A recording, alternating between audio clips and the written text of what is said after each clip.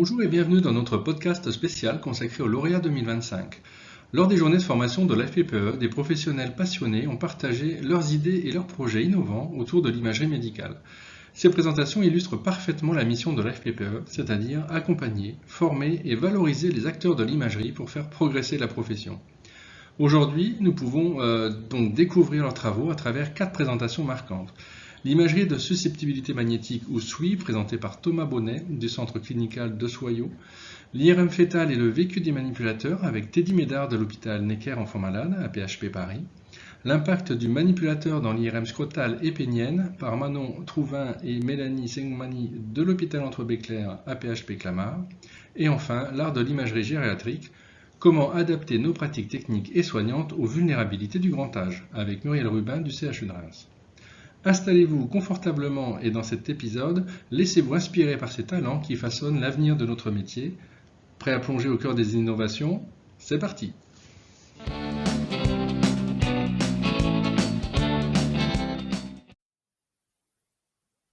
Bonjour à tous, je suis Thomas Bonnet, je suis Manip Radio et je vais vous parler des séquences pondérées en susceptibilité magnétique, les fameuses séquences SWI pour Susceptibility Weighted Imaging. Le sujet de cette présentation, c'est aussi le sujet de mon mémoire qui m'a permis l'année dernière d'obtenir le diplôme universitaire en ingénierie appliquée en IRM. Les 4 grands constructeurs présents en France proposent tous des séquences pondérées en susceptibilité magnétique. Elles ont toutes une appellation et même une technique différente, et on le verra au cours de cette présentation. Les images issues de ces différentes séquences vont néanmoins avoir des similitudes. On retrouvera à gauche des images qu'on appelle des images de phase, ou alors masques de phase filtrés, et on retrouvera à droite des images qu'on appelle des images de magnitude, qui finalement ressemblent beaucoup, dans le cas de la SWI, aux images d'une séquence T2 écho de gradient au décours d'une exploration IRM cérébrale. Alors, concernant mon mémoire, j'ai pu réaliser 2 sondages. Le premier visait les manipulateurs en IRM. J'ai pu recueillir 180 réponses de la part de Manip des 4 coins de la France. Parmi eux, 70% ne regardent pas l'image de phase, puisqu'ils n'ont pas assez d'informations au sujet de la SWI. Donc, comme ils ne comprennent pas l'image de phase, ils ne la regardent pas. Un autre sondage était destiné aux radiologues et aux internes en radiologie et j'ai pu recueillir 43 réponses. Parmi eux, 95% utilisent la séquence SWI, mais 30% se disent sereins avec l'interprétation de l'image de phase. Et donc 70% estiment ne pas avoir eu assez de formation au sujet de la SWI. Alors ça fait quand même 7 interprètes sur 10 qui se contentent d'analyser les images issues de la SWI, qui sont les images finalement en magnitude. Donc qui sont des images qui vont leur donner des informations similaires aux informations qu'on pourrait retrouver sur une axiale T2 écho de gradient. Une autre image est facilement analysable, c'est l'image en MINIP, qui est une reconstruction de l'image en magnitude et qui permet d'avoir une belle angiographie veineuse en haute résolution. Et donc finalement, vous l'avez compris, le problème, c'est que l'image de phase n'est pas exploitée. Le hic, c'est donc la phase. Alors, beaucoup d'interrogations à ce sujet. En clair, c'est quoi la phase? Comment on s'en sert? Ça donne quoi comme information? Est-ce que c'est fiable? Comment on obtient cette information? Donc ça fait quand même beaucoup de questionnements qui laissent cette information diagnostique clé, dans certains cas, à l'état de mystère, clairement. Alors pour répondre à ces interrogations, il faut d'abord essayer de définir ce qu'est la susceptibilité magnétique. Alors, il y a 2 types de susceptibilité magnétique et 2 types de magnétisme dans le cerveau, le paramagnétisme et le diamagnétisme. Une substance qu'on appellera paramagnétique aura autour d'elle un champ magnétique induit lorsqu'elle sera plonger dans un champ magnétique externe comme B0, et ce champ magnétique local va venir se cumuler au champ magnétique B0, et donc on constatera localement une augmentation de l'aimantation ressentie.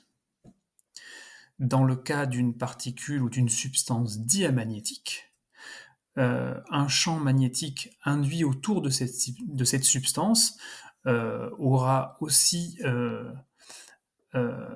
un effet sur le champ magnétique ressenti, mais cette fois-ci, l'aimantation ressentie localement sera diminuée puisque le champ magnétique induit autour de la substance aura une direction opposée à celle de B.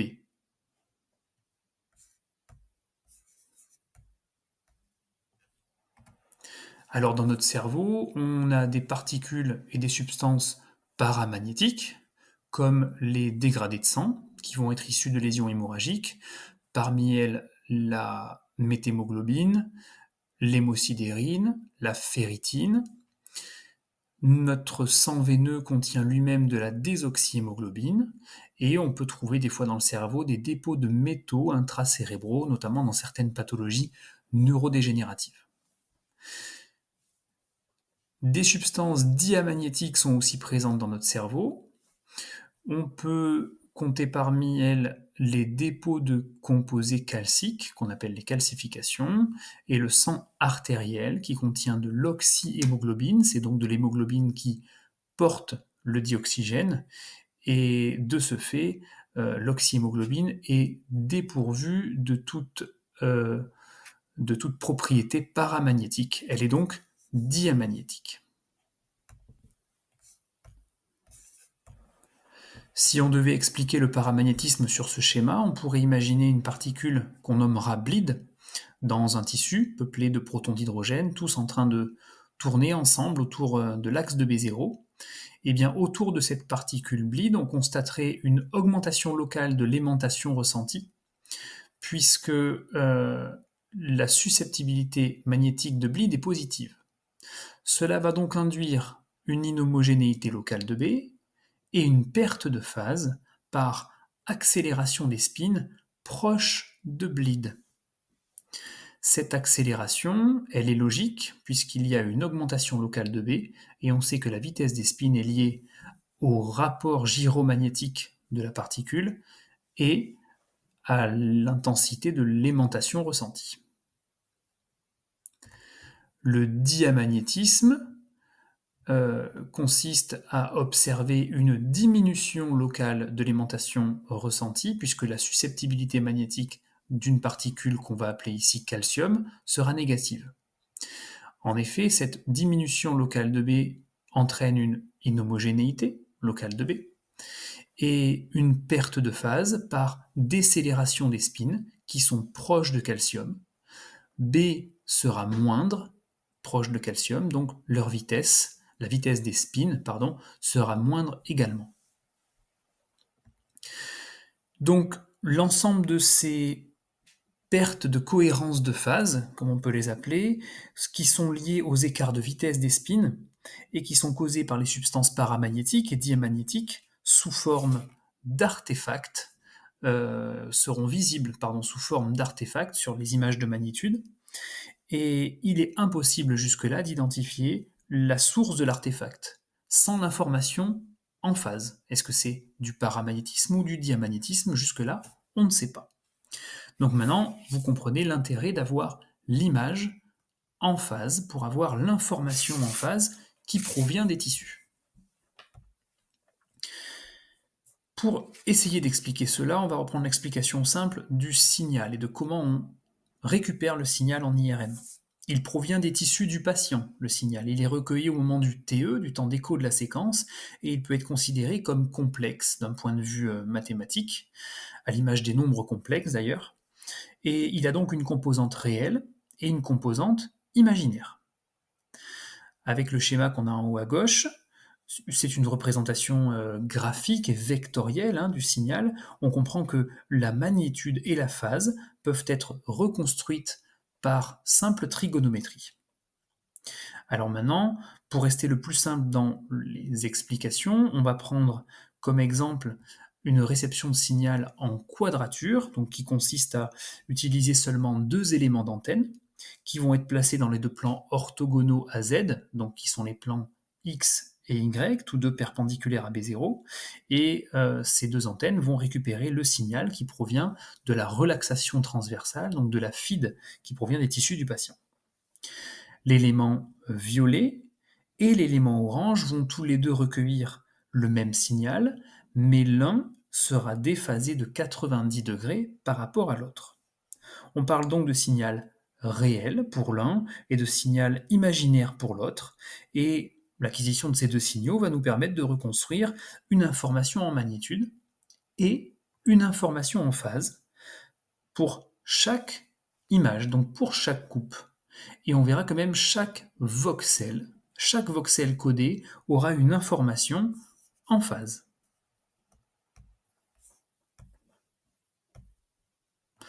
Alors voilà à quoi ressemblent les images de phase issues de différentes séquences SWI de différents constructeurs.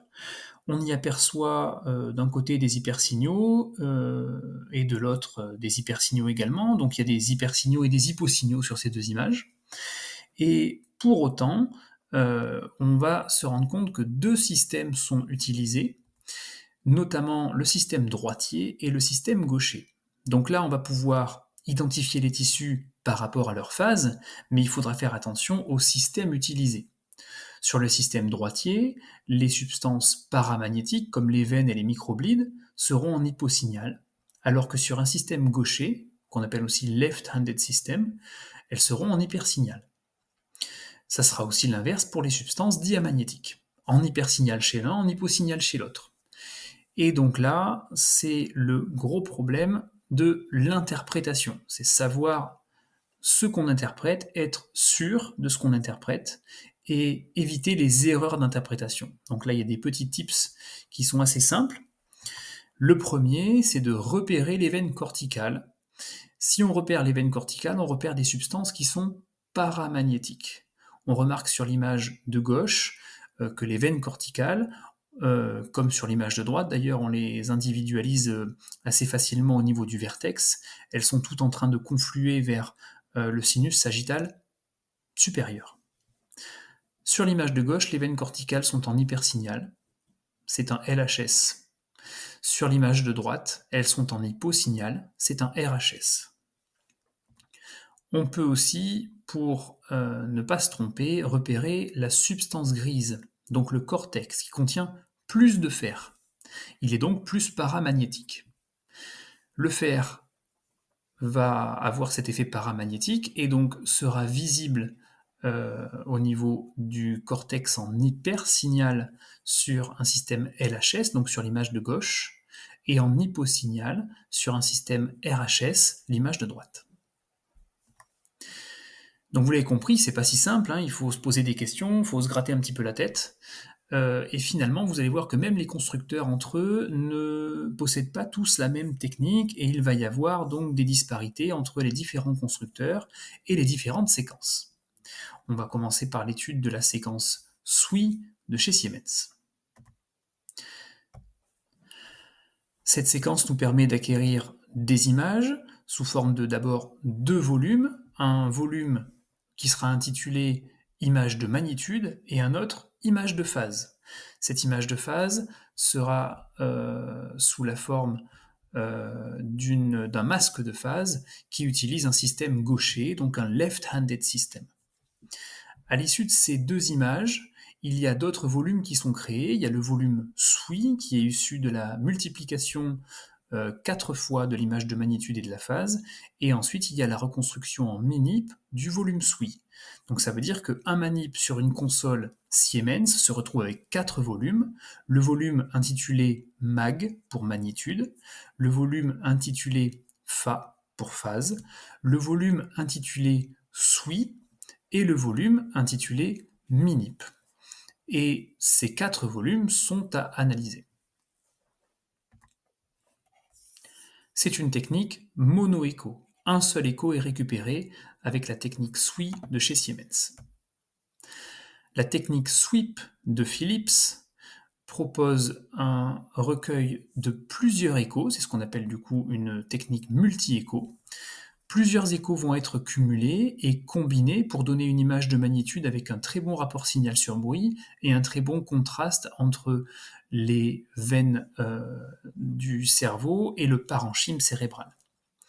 Une reconstruction MINIP sera issue de l'image de magnitude, et on remarque qu'il y a une image de phase qui est aussi disponible, et cette fois-ci en RHS. La technique SWAN de General Electric nous propose également une technique multi-écho, avec donc une image combinée de plusieurs échos sur l'image de magnitude, avec les mêmes avantages que la SWIP, une reconstruction en MINIP de cette image de magnitude pour avoir une belle angiographie veineuse, une reconstruction en image de phase, en RHS, comme chez Philips, et une petite spécificité de la SWAN, une reconstruction en intensité maximale de projection, cette fois-ci, ce qu'on appelle la MIP, et cette reconstruction est faite à partir de l'écho précoce, donc du temps d'écho numéro 1, qui nous permet par effet d'entrée de coupe d'avoir une bonne visualisation du réseau artériel, notamment du polygone de Willis, à l'image de ce qu'on fait avec un TOF. Alors, c'est une technique intéressante, cependant, ça ne vaut pas la qualité d'un TOF sur le polygone de Willis. Canon propose la FSBB, Flow Sensitive Black Blood. C'est une technique un peu particulière qui permet de récupérer un seul écho, et cet écho va être pondéré en susceptibilité magnétique, et cela par l'application de motion probing gradients. Donc, ce sont des petits gradients appliqués dans les 3 plans de l'espace avant le gradient de lecture, qui vont permettre de pondérer en susceptibilité magnétique, d'améliorer en tout cas le contraste entre les substances paramagnétiques et le parenchyme cérébral. Les volumes issus de cette technique FSBB sont un volume en magnitude, lui-même reconstruit en MINIP pour l'angiographie veineuse, et une image de phase en RHS, comme chez Philips et comme chez GE. À noter une variante disponible chez Canon qui est la FIBB, qui, elle, n'utilise pas de motion probing gradient, mais qui utilise plutôt un gradient, une compensation de flux dans les 3 plans de l'espace, et il faut noter que cette compensation de flux est présente sur la FIBB, mais elle est évidemment présente sur la technique SWI de chez Siemens, SWIP de chez Philips et SWAN de chez GE. Alors, vous l'avez compris, il y a vraiment un intérêt à identifier ce qui est paramagnétique de ce qui est diamagnétique, et c'est l'intérêt de l'étude de la phase.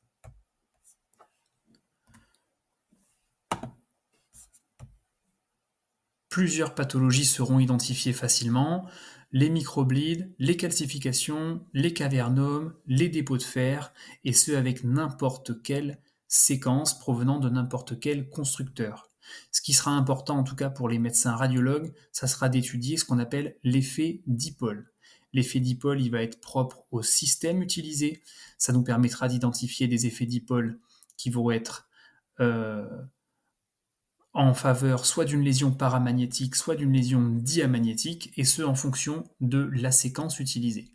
Pour utiliser l'effet dipole, il faut toujours analyser la lésion dans les 3 plans de l'espace pour retrouver ce phénomène géométrique autour de la lésion, et finalement on se rend compte qu'il faut éviter de lire la lésion au niveau de son équateur, donc au niveau de son centre, et qu'il vaut mieux utiliser l'effet dipole sur une reconstruction en MPR.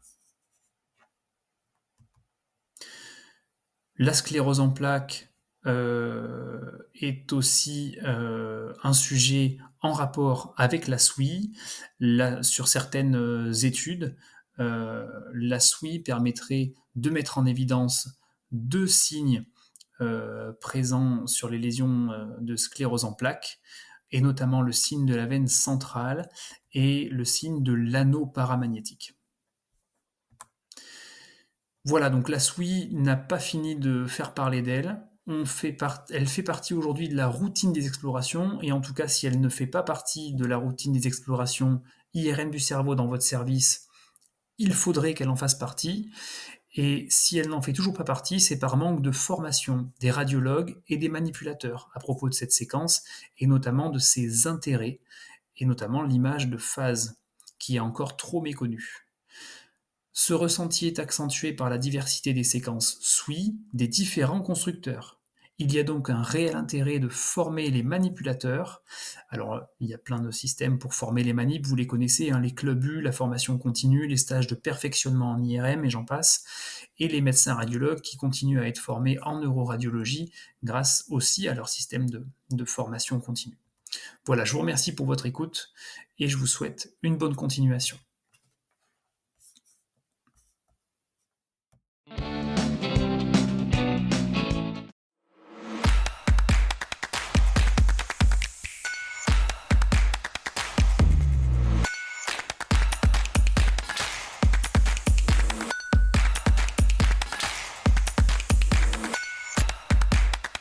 Les deux, Simago, c'est une trentaine de groupes répartis sur une centaine de centres d'imagerie. Les deux, Simago est présent dans 10 régions du territoire français, du Pas-de-Calais à l'île de la Réunion. Les deux, tu peux aller où tu veux dans le réseau, où on est, on t'accueille. On a plus de 500 manips dans le réseau, en moyenne 4 à 6 par centre, mais en vrai, ça dépend. Les deux, ça dépend vraiment de tes motivations et de tes aspirations. Nous, on a de la place en radio, au scan et à l'IRM. Les deux, ça dépend des modalités et de l'activité, mais votre confort est notre priorité. Les deux. Les deux. Les deux. T'es prêt ou t'es prêt? Allez, viens, nous, on est prêts. Et toi, futur pro de l'image. Comme tu l'as compris, Simago, c'est un grand réseau à taille humaine avec plein de belles opportunités. Alors si toi aussi tu veux te former et kiffer, t'as plus qu'à m'appeler. C'est du béton, de la radio, scan, de l'IRM à l'écho, des plateaux top, t'auras tout ce qu'il faut. T'en veux plus? Une formation béton, un réseau solide, des tonnes d'options. Envie de bouger? Vas-y fonce. Avec Simago, t'as le choix, la mobilité. Simago, Simago, ici t'auras tout ce qu'il faut. Un taf stylé, une équipe au taquet. Viens, enfile ta blouse, on va t'embarquer.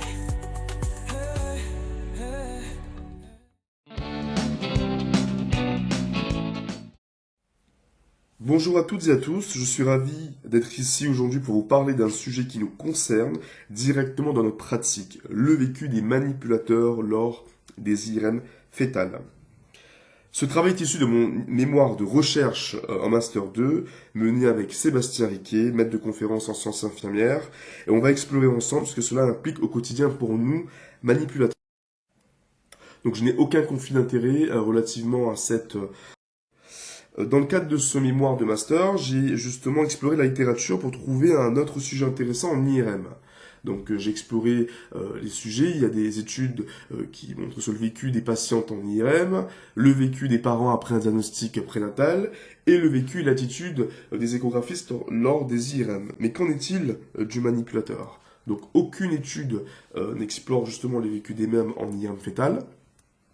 Et donc cette démarche personnelle de faire une recherche ciblée sur CinDirect, sur PubMed et sur Google Scholar ont justifié cette absence, ont montré cette absence et qui a justifié justement mon sujet de mémoire, validé par le comité d'éthique du laboratoire, l'EPS. Et donc l'objectif, ça a été justement de mettre en lumière la parole des manipulateurs. Pour restituer le sujet, les anomalies congénitales touchent environ 2 à 3% des naissances, soit environ 27 000 nouveaux cas chaque année en France, avec environ 15% pris en charge en Île-de-France. Ces anomalies peuvent avoir des conséquences graves sur la santé de l'enfant et leur détection précoce est un levier essentiel pour améliorer la prise en charge. D'ailleurs, en 2010, l'OMS adopte une résolution appelant tous les États membres à promouvoir les préventions primaires et à renforcer la prise en charge des enfants atteints de ces pathologies justement congénitales. L'IRM fœtal est aujourd'hui reconnu comme une modalité d'imagerie de seconde intention, complémentaire à l'échographie. L'échographie reste bien sûr l'examen de première ligne, elle est accessible et non irradiante. Mais lorsque les doutes persistent ou que certaines structures sont difficilement visualisables à l'échographie, donc à cause de la position fœtale, de l'IMC maternel ou de l'âge gestationnel, l'IRM prend tout son sens. Donc elle permet une bonne évaluation fœtale et placentaire, notamment cérébrale et pulmonaire ou digestive, avec une bonne résolution et un contraste des tissus mous par exemple. Et au-delà de l'anatomie, elle offre des informations fonctionnelles utiles et pour le pronostic, l'orientation justement thérapeutique pour l'avenir du fœtus. Mais cette technique n'est pas sans contrainte. Donc ici, on voit les contraintes de la patiente, elle est plus dominante que pour le manip, notamment dans l'attente des résultats, pour la claustrophobie liée avec la taille de l'IRM, la durée d'examen qui peut durer entre 20 à 45 minutes en fonction du nombre du fœtus, en fonction du dynamisme du fœtus, et aussi l'inconfort et le bruit par rapport au malaise, à la veine cave inférieure pour les femmes, sur le positionnement des cubitus dorsal, ou en latéral par rapport à l'installation avec l'antenne. Mais le stress des manips est lié avec la contrainte de l'IRM pour le MERM et pour les patients, notamment dans les défis émotionnels et techniques, la responsabilité sur la sécurité liée au champ magnétique, il faut être constamment vigilant, et la gestion du stress et de l'anxiété de la patiente. La question que j'ai voulu explorer est donc la suivante. Comment les manipulateurs en électroradiologie médicale perçoivent-ils la prise en soin des femmes enceintes avec des pathologies fœtales lors des IRM fœtales et quelles stratégies utilisent-ils pour justement l'accompagnement de ces patientes? Donc différents objectifs, mais le principal, c'est d'explorer leur expérience vécue par les manipulateurs dans la prise en charge des femmes enceintes présentant des pathologies fœtales lors des IRM fœtales. Et l'objectif secondaire, c'était justement d'identifier les difficultés rencontrées par les manips, de décrire leur stratégie développée, mais aussi d'évaluer les besoins des manipulateurs radio. Et pour comprendre ce mécanisme, je me suis appuyé sur la théorie du stress et du coping de Lazarus et Folkman, où le stress est perçu comme une transaction entre une situation jugée difficile et de ressources pour y faire face, et le coping, ce sont les stratégies qu'on utilise pour gérer ce stress, qu'il soit technique, émotionnel ou éthique. Donc j'ai donc mené une étude qualitative par entretien semi-directif, après un avis favorable formatif du comité d'éthique de l'Université Sorbonne Paris-Nord. 10 manipulateurs ont été interrogés venant de divers centres d'Île-de-France et de Lyon, avec des profils variés en âge, où les entretiens duraient en moyenne 27 minutes, l'âge moyen était de 37,3, avec une ancienneté de 8 ans. La plus ancienne avait 2 ans d'expérience, la plus ancienne avait 28 ans. Et comme je l'ai dit, justement, c'était dans les centres. Ici, on retrouve 7 thèmes et 15 sous-thèmes qu'on ne va pas détailler puisque c'est ce qu'on veut. Donc le premier thème, c'est l'interaction et la communication avec les patientes. Donc là, on voit justement que les patientes arrivent à adapter leur langage, avoir une communication rassurante, mais aussi ont des difficultés de barrière avec la langue, justement, pour certaines patientes qui ne parlent pas français. Mais les manips prennent le temps, justement, d'écouter et de soutenir les patientes. Notamment, la manip numéro 7 témoigne et dit et parfois on est obligé de prendre plus de temps et de parler un peu plus avec elle. Dans le deuxième thème de l'optimisation de l'IRM fœtal, on retrouve justement des techniques utilisées par les manips dans l'utilisation de la musique pour le bébé ou la maman. Et bien là, le manip numéro 4 témoigne. La musique, je pense que ça joue beaucoup justement et à l'écouter à la maison, donc ça a permis de les déstresser. Il y a aussi des défis techniques. 6 manips sur 10 ont relevé des défis pour obtenir des images, ont relevé des défis techniques pour obtenir des images, notamment en IRM fœtal de qualité. La situation est très difficile, pas au niveau de la patiente, mais c'est plutôt le bébé qui bouge beaucoup, et du coup, il ne faut pas. Témoigne le MERM numéro 4. Les IRM et la technologie complexe, donc le MERM numéro 1, c'est la modalité la plus complexe à apprendre. Au niveau des stress et du coping, nous allons parler justement des sources de stress. 6 manips décrit avoir des défis techniques. notamment MERM2 témoigne, ce n'est pas la patiente qu'on contrôle, c'est le bébé qui est à l'intérieur. On ne peut pas lui demander de faire des apnées et donc, en fait, et de ne pas bouger. On retrouve aussi le stress en lien avec les retards des patientes, en lien avec les patientes qui ne sont pas prémédiquées, et aussi un manip témoigne l'attitude du médecin, enfin moi personnellement le médecin, l'un des médecins qui fait ça, le stress de nature. Mais il y a des stratégies de coping et de gestion de stress qui sont utilisées. Notamment, 3 manips utilisent le détachement émotionnel. Un manip utilise la collaboration avec les professionnels, notamment MERM9 témoigne, on peut appeler le service de maternité pour leur dire que j'ai une patiente qui vient de faire une IRM, elle n'est pas très bien. Mais également le soutien des collègues et le préférence de ne pas savoir. MERM1 témoigne, j'aurais j'aurais pas forcément envie de savoir parce que cela pourrait justement, oui, on aurait peut-être une prise en charge différente. Et le soutien des collègues, comme le témoigne MERM3, le collègue peut reprendre la main. Si on voit qu'on n'y arrive pas, le collègue est toujours là pour reprendre la main. Au niveau de la formation pour les manipulateurs, on retrouve qu'il y a un besoin de formation en psychologie, en obstétrique, mais aussi en innovation technologique. MERM1 témoigne, peut-être que des formations, s'il y a de nouvelles séquences ou je ne sais pas, on n'est pas toujours au fait. Non. En psychologie, témoigne MERM2, un entretien ou une journée avec un cours ou une psychologue peut expliquer potentiellement les différentes étapes psychologiques. Et enfin, en obstétrique, on pourrait avoir des cours mis en place peut-être par des sages-femmes. Concernant justement le vécu des MERM, 7 manipulateurs ont ressenti justement des difficultés. Le plus difficile, c'est les conditions de travail, hein, bien sûr, parfois d'être obligé de reprendre les gens rapidement et de se dépêcher. Mais il y a aussi la perception de leur responsabilité. Alors pour moi, la responsabilité, c'est d'abord de bien expliquer la patiente. L'examen à la maman, aux parents, enfin aux futurs parents, pour qu'elle soit détendue et également pour le bébé et le fœtus. Mais dans le vécu des manips, on relève quand même une bonne interaction en général. C'est toujours une bonne interaction, témoigne MERM7. Et l'autonomie des patientes, je ne les force en aucun cas, il n'y a pas, enfin, comment dire, on en a, je n'impose rien, témoigne MERM7. Au niveau de l'organisation et du soutien du service, les manips ont reconnu 1 sur les 10, un manque de protocole préétabli. On n'a pas de protocole préétabli, témoigne MERM6. Et la comparaison des pratiques avec d'autres hôpitaux, à l'hôpital de la Timone à Marseille, eux apparemment là-bas, ils prémédiquent les mamans, a priori, ça marchait très bien. Le relais entre les équipes pour gérer les situations difficiles, c'est une organisation que se fait dans certains services, et la collaboration avec les radiologues sont rassurantes pour les manips, notamment un témoignage de MERM6, le radiologue vient toujours valider derrière, donc ça se passe au niveau des enjeux éthiques et psychologiques, on retrouve comme sous-thème des problèmes liés à la préférence de genre et au refus de l'accompagnement du mari violent. Notamment, MERM5 témoigne quand on lui demande de se déshabiller, tout ça, et que la personne va faire l'examen, le mari en question préfère que ce soit une femme plutôt qu'un homme. Et MERM9 sur le refus de l'accompagnement d'un mari violent, c'est une femme battue, donc c'était très difficile parce qu'elle ne voulait pas que le papa rentre dans la salle. Ce qu'on peut relever de cette étude, c'est que la stratégie d'adaptation, ce sont des méthodes de communication, un langage adapté par les MERM, mais que le stress a une place importante dans leur travail.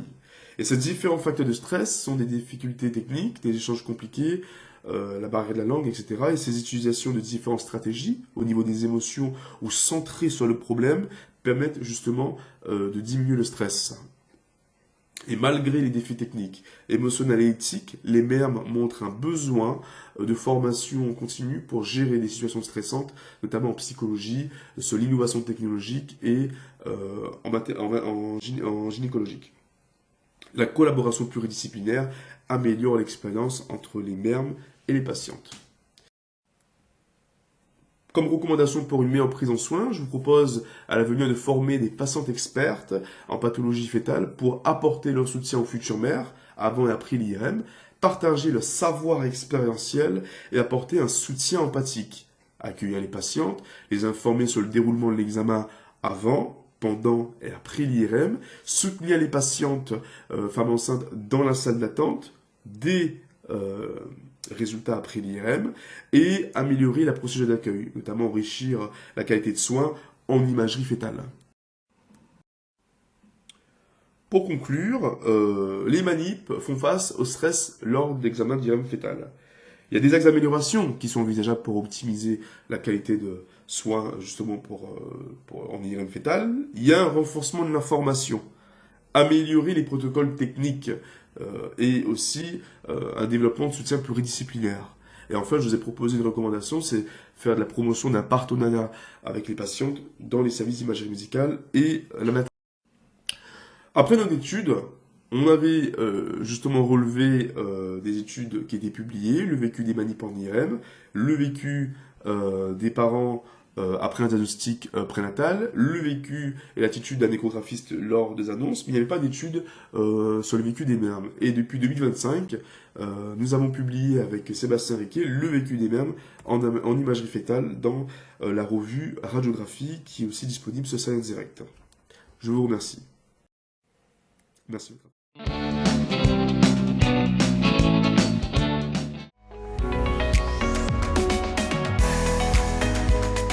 Bonjour, vous voulez voir à quoi ressemble mon quotidien en tant que manipulatrice en radiothérapie à l'Institut Curie? Allez, je vous emmène. Alors moi, ça fait 4 ans que je travaille à l'Institut Curie maintenant. J'y suis arrivée après un stage qui s'est très bien passé et j'ai eu l'occasion de signer un contrat d'allocation d'études qui m'a permis de financer ma formation en l'échange d'un engagement sur une période donnée. Ensuite, j'y suis restée, surtout grâce à l'équipe. L'ambiance est super, on s'entend très bien et on est très soudés. Justement, là, je vous présente mon binôme du jour. C'est vrai que c'est super sympa de travailler en équipe. On change régulièrement de binôme et c'est super agréable. Le matin, avant de commencer les traitements des patients, on s'assure que tout fonctionne bien. On fait des tests sur la machine, des contrôles et ensuite on peut commencer.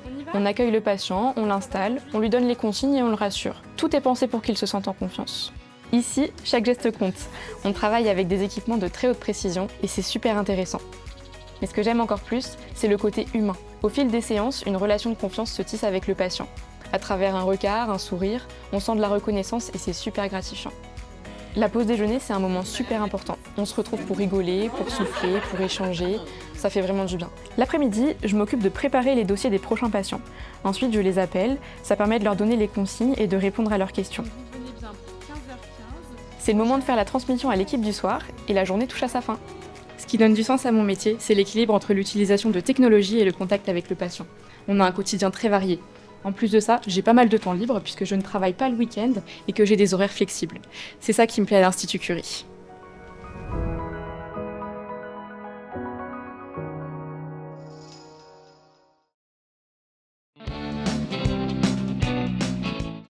Bonjour à tous, donc nous sommes manipulatrices à l'hôpital Antoine Béclair à Clamart.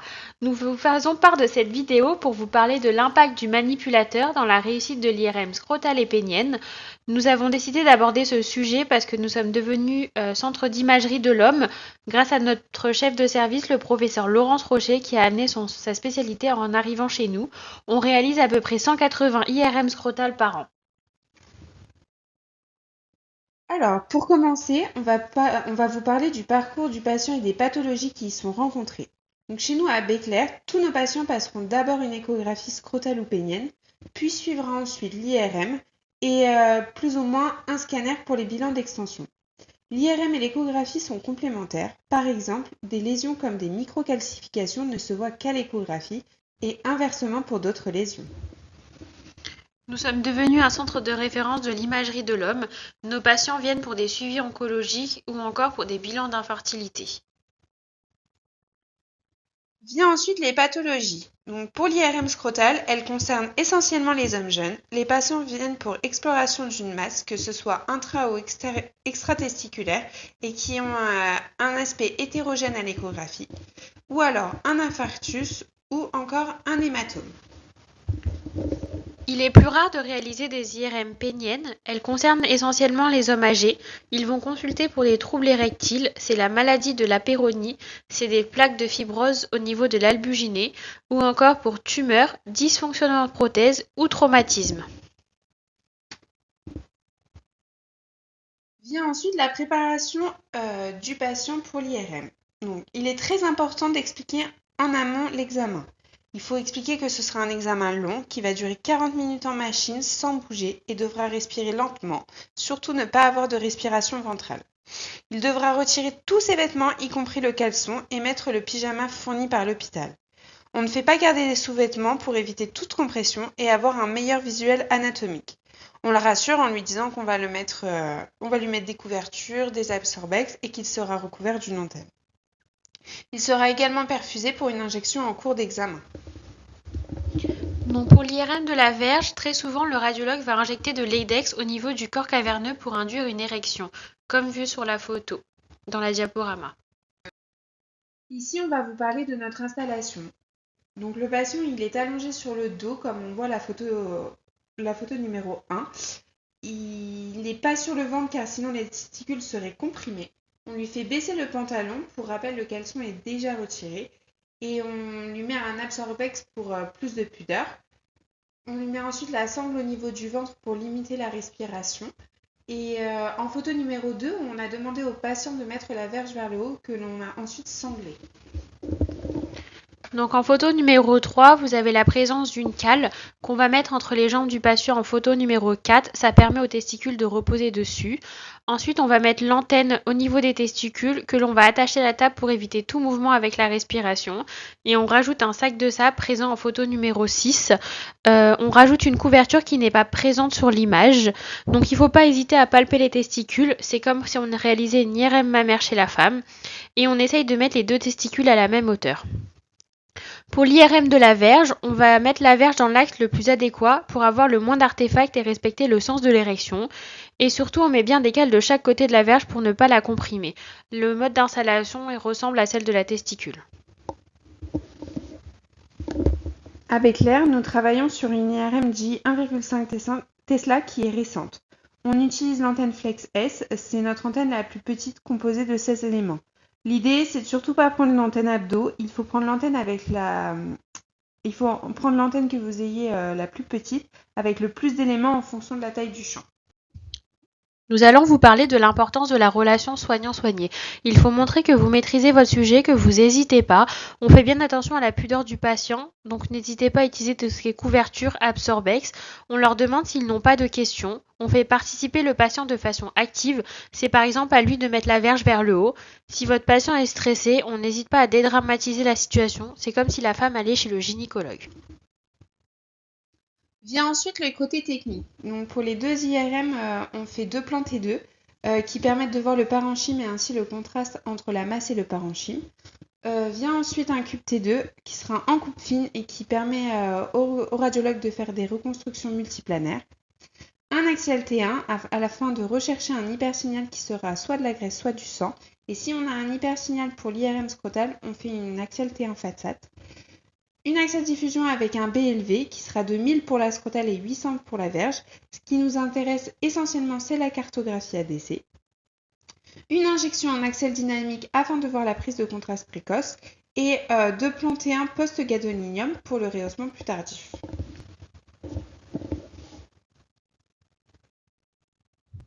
Donc là, nous vous présentons un résultat d'IRM scrotal. Donc à gauche, on a une séquence coronale T1 gado et à droite, on a une image extraite de la séquence axiale T2. Donc ces séquences nous permettent par exemple de voir l'épididyme ou encore les cordons spermatiques ou la verge. Ici, on peut voir la même image dans différentes pondérations. Grâce à la séquence dynamique, le radiologue peut réaliser des courbes de rehaussement sur la console des portées. Cette diaporama illustre la capacité de la reconstruction 3D à montrer le nodule pour une prise en charge chirurgicale. La séquence 3D permet une reconstruction curviligne permettant ainsi de dérouler l'épididyme et le canal déférent. Donc les difficultés que l'on peut rencontrer, notre principale difficulté est le flou cinétique. Elle peut être induite par la respiration du patient, c'est pourquoi on lui dit de respirer le plus doucement possible et surtout pas avec le ventre. Ça peut être aussi les mouvements, soit c'est le patient qui bouge et ça vous allez lui dire d'arrêter de bouger, ou alors c'est ses testicules qui bougent et ça malheureusement vous y pouvez rien. C'est pour ça qu'on rajoute un sac de sable sur l'antenne comme on vous a montré précédemment. Et enfin ça peut être la taille, soit votre patient a un morphotype développé, ou alors il a des testicules petites qui reposent sur le ventre et du coup ça entraîne un flou cinétique. Avec l'expérience, on peut dire qu'on a gagné en confiance, en maturité. Au début, l'installation était compliquée, les hommes sont pudiques, ils avaient une difficulté à aborder le sujet et consultaient tardivement, la pathologie était souvent développée. Depuis, on est devenu un centre de référence de l'imagerie de l'homme. On vous a présenté ici notre ancienne antenne, qui était l'antenne Purpose et qui n'avait que 4 éléments. Du fait de sa petite taille, on était obligé de beaucoup manipuler. On rentrait parfois plusieurs fois en salle pour se repositionner. On avait des artefacts de limite de champ. On perdait énormément de temps. Depuis, avec notre antenne Flex S, on a gagné en temps car elle est plus grande. On a perdu cet artefact de limite de champ. On a gagné en facilité d'installation et on a une meilleure visibilité de la qualité des images. De plus, nos séquences ont été travaillées en collaboration avec les ingénieurs d'application afin d'avoir la meilleure qualité d'image possible. Et c'est une spécialité en développement, de plus en plus de personnes sont formées. Si on avait quelques petits conseils à vous donner, il faut vraiment avoir confiance en vous, montrer que vous n'hésitez pas. On utilise le matériel le plus adéquat. Donc comme vous a dit ma collègue précédemment, on prend l'antenne la plus petite que vous ayez avec le plus de canaux. On met bien des cales, des mousses, des absorbex, etc. La prise en charge psychologique est très importante. N'hésitez pas à prendre un peu de temps en cabine pour bien expliquer aux patients le déroulement de l'examen. Et si votre patient est stressé, n'hésitez pas à faire une petite touche d'humour. Et enfin, installer à deux, c'est toujours mieux et pour vous et pour le patient. Enfin, on va vous présenter les cas cliniques en premier de l'IRM scrotal. Donc, pour l'IRM scrotal, ce sont des patients qui consultent souvent pour infertilité et on retrouve chez eux 3 types de tumeurs. Donc, nous avons les tumeurs germinales séminomateuses ou non séminomateuses qui sont traitées par orchidectomie. Les tumeurs à cellules de Leydig qui sont le plus souvent traitées par tumorectomie ou sous surveillance pour les petites tumeurs. Et une présentation rare d'une tumeur germinale, c'est la tumeur burn-out qui a une guérison spontanée mais qui peut parfois se manifester à l'état métastatique. Donc on traite par orchidectomie. Donc cette diaporama montre une illustration de la tumeur germinale avec une lésion hypoéchogène en échographie. C'est une tumeur non palpable. Elle va mettre en corrélation les résultats de l'IRM avec la NAPAT. Cette diapositive permet de visualiser une extension extratesticulaire d'une tumeur germinale et ainsi de voir son extension au sein du testicule. Voici un exemple de tumeur à cellules de Leydig. Comme le montre la courbe de rehaussement, on voit la prise de contraste précoce, c'est le washout. Cette pathologie est associée à de l'infertilité. Une tumeur burn-out avec l'importance du T2 car elle montre la complémentarité entre l'échographie et l'IRM car l'image n'était pas bien visualisée à l'échographie. Donc voici des cas cliniques d'IRM pénienne. Donc à gauche, on vous a mis des images extraites d'une IRM avec prothèse pénienne. À droite, c'est une séquence 3D qui permet une reconstruction curviligne dans l'axe de la verge et qui montre un rétrécissement des corps caverneux dû à la maladie de la Peyronie. Et au centre, on vous met des images extraites d'un cube T2.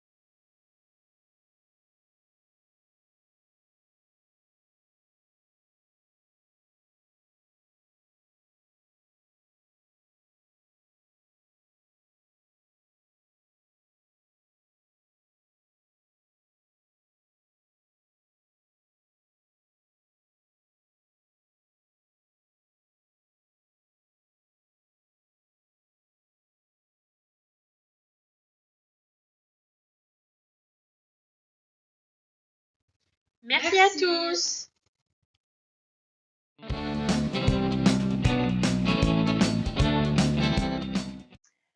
Bonjour, je suis Muriel Rubin, manipulatrice radio au sein du pôle imagerie du CHU de Reims et je vous propose une communication sur l'art de l'imagerie gériatrique et la nécessité d'adapter nos pratiques techniques et soignantes aux vulnérabilités du grand âge.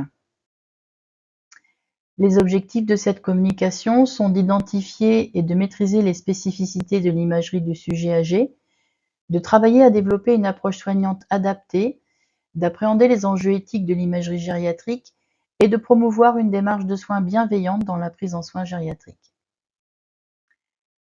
L'OMS parle de patients âgés à partir de 65 ans, mais d'autres sources fixent le seuil à 80 ans en l'absence de pathologie associée. La notion d'âge chronologique n'est pas le seul critère à prendre en compte, et la prise en charge gériatrique tient compte également de la polypathologie, de la fragilité de ces patients, de leur éventuelle dépendance fonctionnelle, mais également d'éventuels problèmes sociaux. En découle une notion d'âge physiologique très importante à prendre en compte. Dans cette étude, nous retiendrons l'âge de 75 ans, souvent retrouvé dans la littérature. Un point sur le contexte et les enjeux de la prise en soins gériatrique. Le vieillissement de la population est une réalité et le nombre de patients âgés ou très âgés accueillis en service d'imagerie médicale est en augmentation constante. Ces patients présentent des vulnérabilités multiples pouvant associer des troubles physiques, cognitifs, émotionnels et ou sociaux.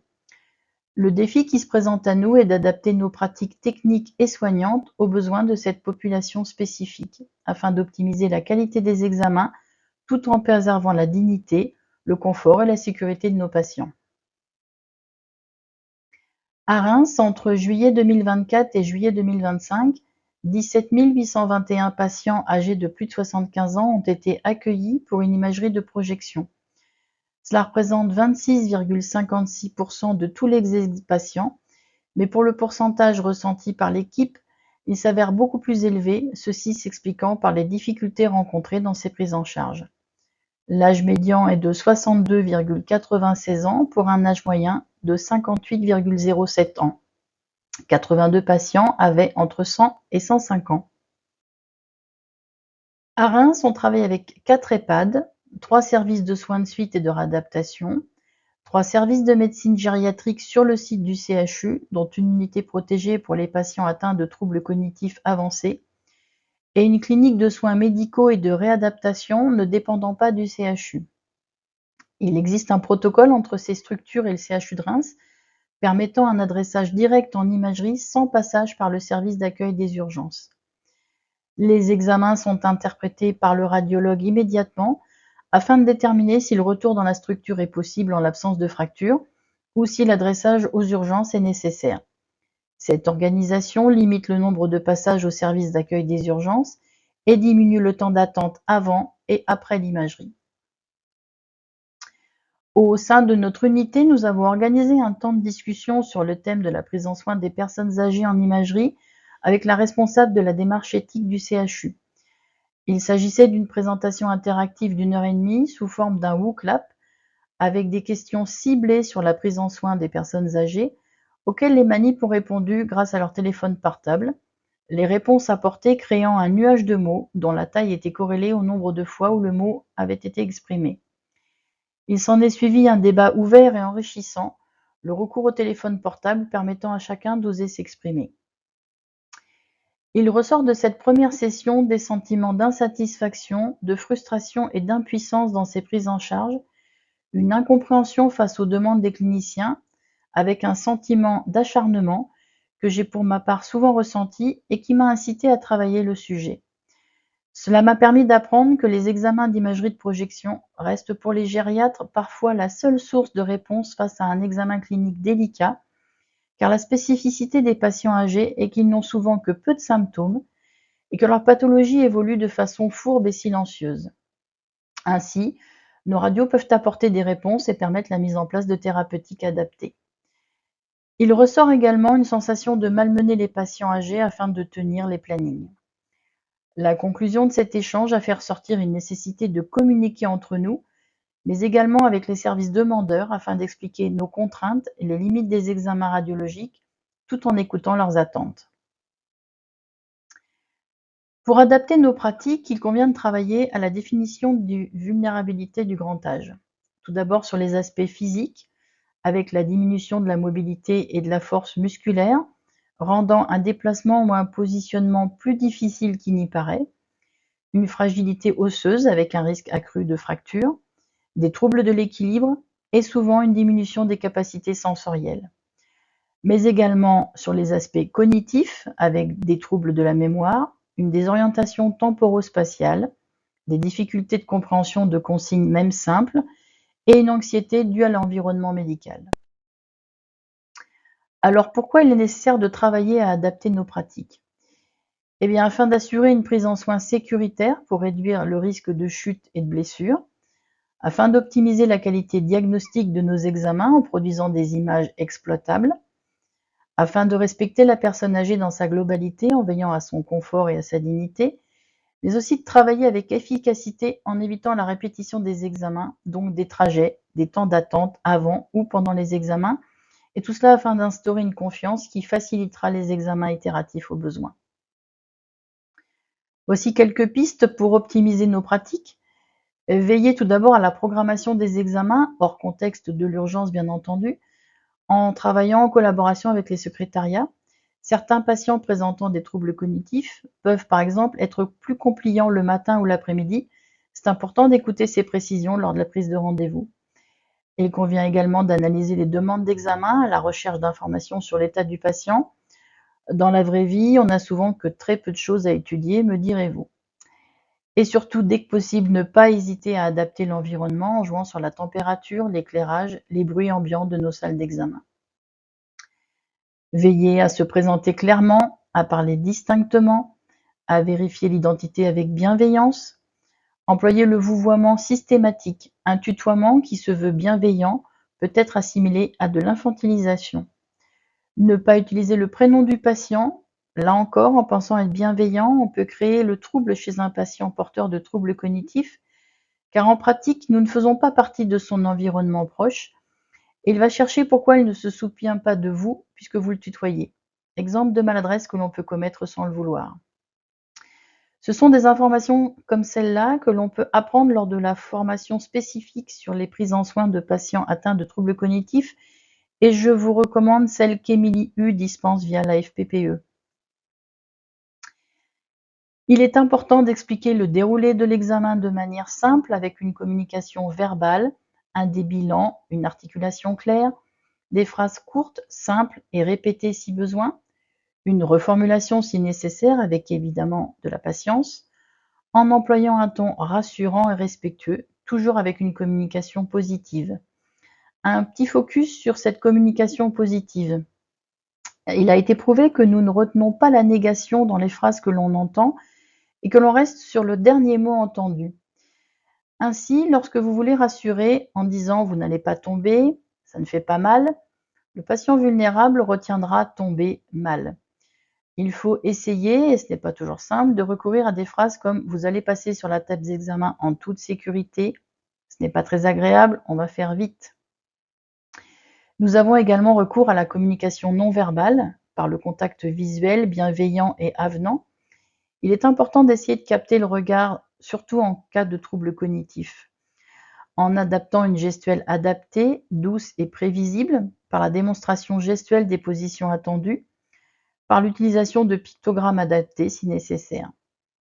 En cas de troubles cognitifs, il peut être nécessaire d'avoir recours à des techniques de distraction ou au contraire à l'utilisation d'un objet qui captera l'attention du patient. C'est par exemple la toolbox mise au point par Émilie Hu, que j'ai déjà citée précédemment, ou boîte à outils qui contient des balles colorées, des poupées entre autres. Elle a fait la démonstration d'une patiente qui passe un scanner sans contention et en toute sécurité parce qu'elle veillait sur la poupée qu'on lui avait confiée. Il est important d'analyser les capacités du patient, d'assurer un support continu pendant tous les transferts, de respecter son rythme, de montrer que l'on respecte les objets personnels tels que les lunettes, les prothèses auditives.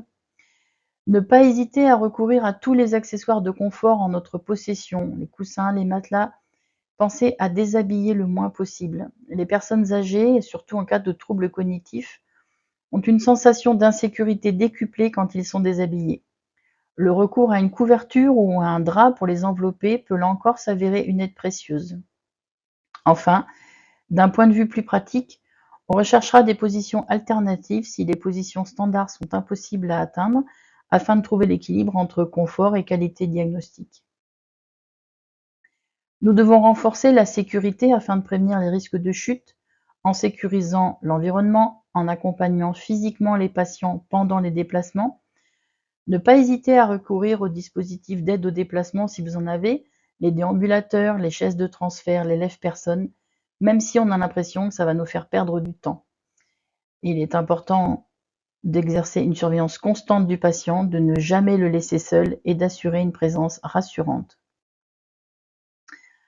En travaillant ainsi, on respecte les aspects éthiques de ces prises en soin, avec le respect de l'autonomie du patient, ne pas le déshabiller à sa place pour ne pas perdre de temps, proposer de l'aide mais ne rien imposer, recueillir son consentement à l'examen, ce que l'on doit faire pour tout patient, respecter les refus mais tenter une négociation bienveillante en informant sur les bénéfices et les risques, cela permet souvent la réalisation de l'examen, respecter la dignité, la pudeur et l'intimité, agir avec bienveillance dans l'intérêt du patient et avant tout se dire « et si c'était moi ?» Assurer enfin une prise en soin avec justice. En pratique, sur le terrain, cela nécessite des formations à la prise en soin spécifique des patients gériatriques et des patients atteints de troubles cognitifs, l'apprentissage des techniques de manutention adaptées et de travailler à la flexibilité de nos protocoles. Dans certains établissements, le recours au scanner est plus fréquent, permettant le diagnostic de fractures plus aisé que sur des imageries de projection. Il y a des exemples dans la littérature de fractures multiples des cadres obturateurs initialement non vus sur les radios et détectés au scanner 3 semaines plus tard, après aggravation des douleurs. Alors, même si effectivement aucun traitement chirurgical n'aurait été envisagé, le retour à l'EHPAD avec fracture aurait peut-être entraîné une prise en charge plus adaptée. Cela nécessite bien évidemment des créneaux disponibles au scanner, mais aussi un changement de raisonnement de la part de chacun. En conclusion, nous devons évoluer vers une prise en charge gériatrique spécifique. La gériatrie est une spécialité médicale à part entière.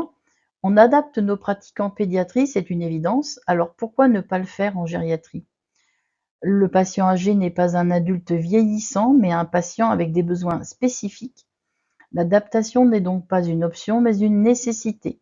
Et nous devons travailler à faire de l'imagerie gériatrique une spécificité reconnue et valorisée. Pour terminer, les messages à retenir, chaque patient âgé est unique. Il est nécessaire d'allier technique, humain et éthique. Et tout ceci est possible avec des formations et des collaborations essentielles. Merci de votre attention.